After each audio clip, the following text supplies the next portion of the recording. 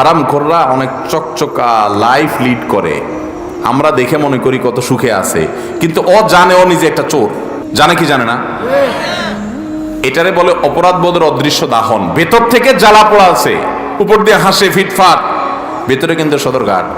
কারণ সে জানে সে কি, সে দুর্নীতিবাজ, চোর, সে ডাকাত, সে খুনি, সে মানুষের রক্ত চুষা, সে হারাম খাইছে, এটা সে জানে।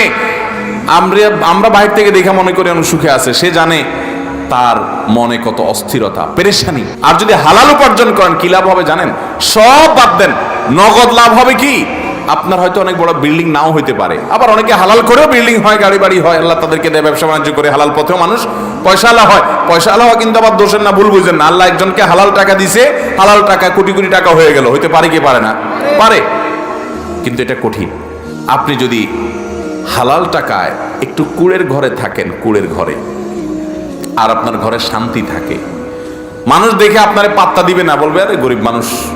ওই যে দেখেন না, কোন এক বেটা আছে অনলাইনে শুধু গালি দেয়, তোরা গরিব মানুষ। তো এলাকা মানুষ আপনাকে এরকম গালি দিবে, বলবে বেটা তুই গরিব মানুষ। অথচ গরিব মানুষ হওয়া কি না কোনো গালি, এটা কোনো দোষের বিষয়। যে গরিব হালাল চলতে গিয়া গরিব হইছে, এই গরিব ওই হারামখোর ধনীদের চাইতে হাজার লক্ষ কোটি গুণ উত্তম।